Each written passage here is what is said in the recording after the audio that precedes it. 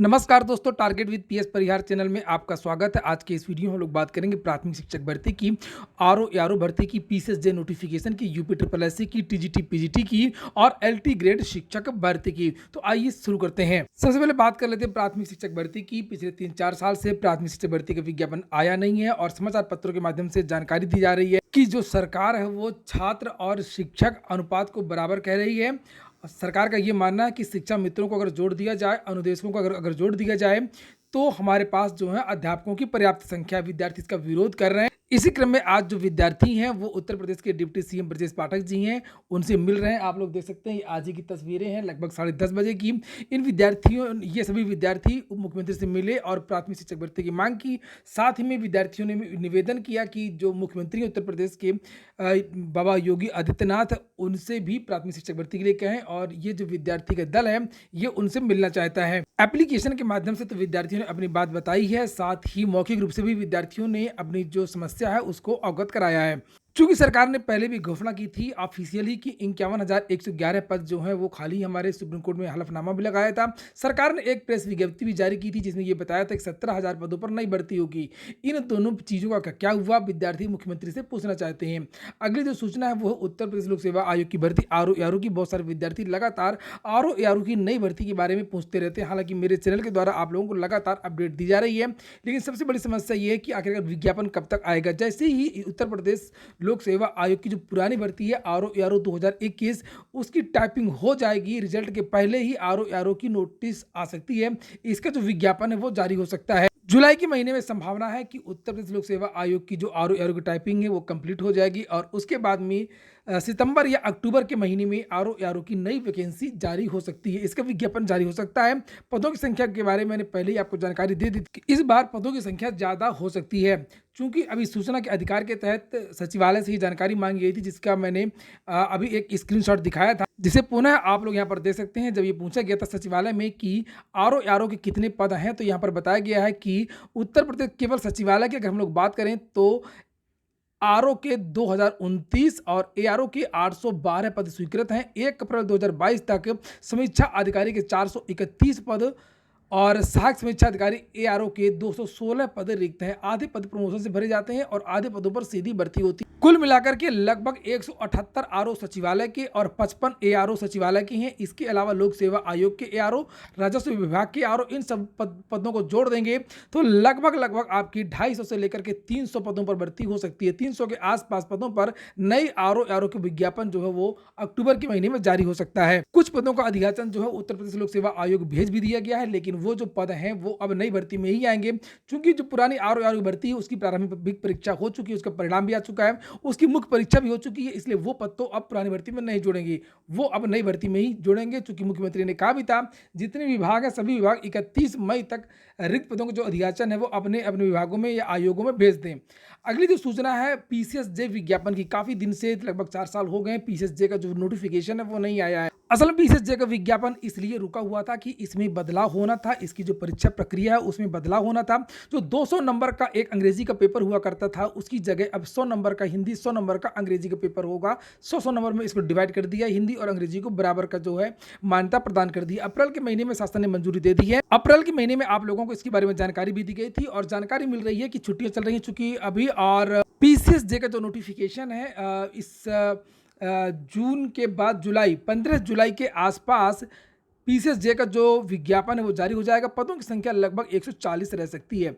140 के आसपास पीसीएसजे के पदों का जो विज्ञापन है वो जारी हो सकता है। तो पीसीएसजे में बदलाव थोड़ा सा होने थे। एक तो दिव्यांगों को 4% रिजर्वेशन देना था, तो वो 4% रिजर्वेशन दिया गया है, और दूसरी बात जो 100 नंबर का जो लैंग्वेज में बदलाव किया गया है। लोक सेवा आयोग इसकी तैयारियां लगभग पूरी कर चुका है और इसका जो विज्ञापन है वो 15 जुलाई। अगली जो सूचना है वो यूपी ट्रिपल एससी की है।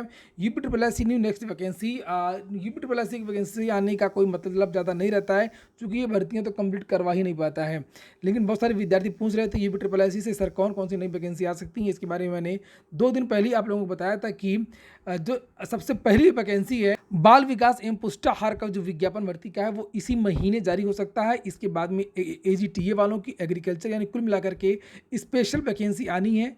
सामान्य स्नातक के जो छात्र हैं उनके लिए जल्दी कोई मौका नहीं है। जल्दी जो मौका मिलने वाला है वो केवल और केवल जूनियर असिस्टेंट की भर्ती है, जिसके लिए विद्यार्थियों को थोड़ा सा इंतजार करना होगा। जून के महीने में आपका जो विज्ञापन है वो जारी होगा। बाल विकास पुष्टाहार केवल छात्राएं इसके लिए आवेदन करेंगी। इसके लिए स्पेशल योग्यता भी मांगी जाएगी। होम साइंस भी हो सकता है, समाज कार्य भी हो सकता है, सोशल वर्क इत्यादि। समाज कार्य नहीं, समाज शास्त्र।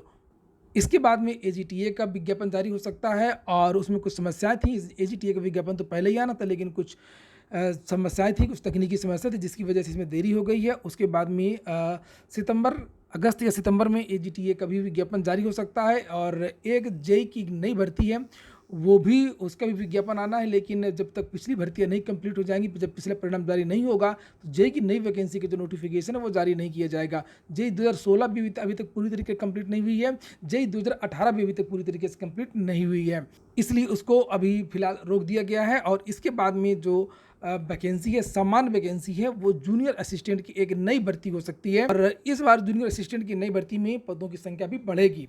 यूपी ट्रिपल एससी में इस समय केवल 2-3 कार्य हो रहे हैं। एक तो कार्य आपको पता ही है, जिसके बारे में कल ही नोटिफिकेशन जारी हुआ है, और वो डीवी एएनएम महिला स्वास्थ्य कार्यकर्ता की डीवी होगी। और कुछ परिणाम भी जारी होने वाले हैं, जैसे मैंने बताया था कल के वीडियो में। कंप्यूटर ऑपरेटर का परिणाम जारी होगा और जूनियर असिस्टेंट 2016 का परिणाम जारी होगा। जूनियर असिस्टेंट 2019 के लिए अभी कोई भी काम नहीं हो रहा। बहुत सारे विद्यार्थी थे जिन्होंने भी धरना प्रदर्शन भी किया था यूपी ट्रिपल एससी में। और जुलाई के महीने में जब ये परीक्षाएं हो जाएंगी, चूंकि जुलाई के महीने में परीक्षाएं हैं 2-3 ठो, उसके बाद में फिर आगे की जो प्रक्रिया वो बाकी के परिणाम पर शुरू होगी।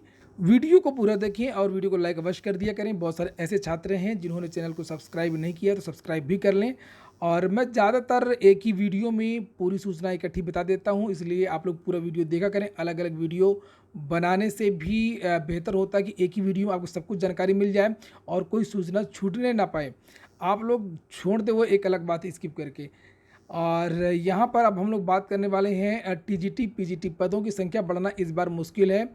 मुश्किल इसलिए है क्योंकि छात्रों में ज़्यादा एकता नहीं है, छात्रों की तरफ से कोई पैरवी करने वाला नहीं है, और जो तदर्थ शिक्षक हैं उनकी तरफ से सांसद, विधायक, मंत्री सब लगे हुए हैं। आप लोगों ने देखा होगा कि जब तदर्थ शिक्षकों का वेतन रोका गया था, तो एक साथ बहुत सारे विधायकों ने, एमएलसी, एमएलए, मंत्री सब आ गए थे तदर्थ शिक्षकों की तरफ से, और उनका जो वेतन है वो जारी कर दिया गया। ये आज ही का समाचार पत्र है, ये लिखा हुआ है तदर्थ शिक्षकों का वेतन नहीं रुकेगा, निर्देश जारी, 1 सप्ताह में फैसला वापस ले लिया गया है। तो मुझे लगता नहीं है कि इस बार तदर्थ शिक्षकों के जो पद हैं वो जुड़ेंगे। भले ही सुप्रीम कोर्ट ने शून्य कर दिया है इनकी सेवा को, लेकिन आज नहीं तो कल, आज नहीं तो कल, और इनको जाना ही होगा। ये कितने दिन तक अवैध रूप से कार्य कर सकते हैं, क्योंकि इसके लिए लगातार पत्रावली और लिखा पढ़ी शुरू है। आप लोग देख सकते हैं कल फिर से तदर्थ शिक्षकों से संबंधित एक पत्र जारी किया गया है। ये देखिए यहाँ पर, ये कल का पत्र है, इसमें कल की डेट पड़ी हुई है। नीचे दिखा देता हूँ आप लोगों को, 1 जून। ये देखिए 1 जून का ये पत्र है, डॉक्टर महेंद्र देव, अपर शिक्षा निदेशक। और तदर्थ शिक्षकों का पूरा जो विवरण है वो मांगा गया है। कल वेतन भले ही जारी कर दिया गया है, लेकिन इनका जो विवरण है वो मांगा जा रहा है। इनके बारे में लिखा पढ़ी है, वो चल रही है। यहाँ पर लिखा हुआ, अशासकीय सहायता प्राप्त माध्यमिक विद्यालयों में धारा 18 के अंतर्गत 7 अगस्त 1993 से लेकर के 30 दिसंबर 2000 तक नियुक्त कार्यरत तदर्थ शिक्षक जो माननीय उच्च न्यायालय के अंतिम निर्णय के अंतर्गत वेतन प्राप्त कर रहे सहायक अध्यापक प्रवक्ताओं की संकलित सूचना कराने संबंध में, तो इनका जो पूरा विवरण है वो मांगा गया है। और बहुत सारे जगहों से ये विवरण है वो भेजा भी जा रहा है। फिलहाल तदर्थ शिक्षकों के खिलाफ विद्यार्थी कोर्ट में भी लड़ाई लड़ रहे हैं, तो हो सकता है कि कंटेम्प्ट या कोर्ट के द्वारा ही ये तदर्थ शिक्षक बाहर हो पाए। अंतिम सूचना एलटी की है, लिखा एलटी शिक्षक भर्ती। कल ही उत्तर प्रदेश लोक सेवा आयोग के अधिकारियों से वार्ता हुई थी। फोन के द्वारा पूछा गया था कि आखिरकार एलटी का क्या हो रहा है। ये चूंकि कहा गया था कि जून के महीने में एलटी ग्रेड का जो विज्ञापन है वो जारी हो सकता है, लेकिन अब जानकारी मिली है कि लोक सेवा आयोग की तैयारियां तो पूरी हैं, लेकिन अभी भी जो समकक्ष का जो विवाद है वो समाप्त नहीं हुआ है। यूजीसी की तरफ से नहीं बताया गया है, और ये कहा गया कि जैसे यूजीसी भेज देगा पत्र, वैसे ही लोक सेवा आयोग इसका जो विज्ञापन है वो जारी कर सकता है। तो अब टीजीटी पीजीटी और एलटी, ये जो दोनों भर्तियां हैं वो अब अगले महीने, जैसे टीजीटी पीजीटी के बारे में भी कहा जरूर गया था कि जून के महीने में, तो मुझे लगता है जून लास्ट या जुलाई के महीने में टीजीटी पीजीटी का जो विज्ञापन है वो जारी होगा, और एलटी ग्रेड भी अगले महीने ही जारी हो सकता है। तो ये हो गया आज का वीडियो। अगर आपको अच्छा लगा, आपके काम का, तो लाइक अवश्य कर दें। पूरा वीडियो सुनने के लिए बहुत बहुत धन्यवाद।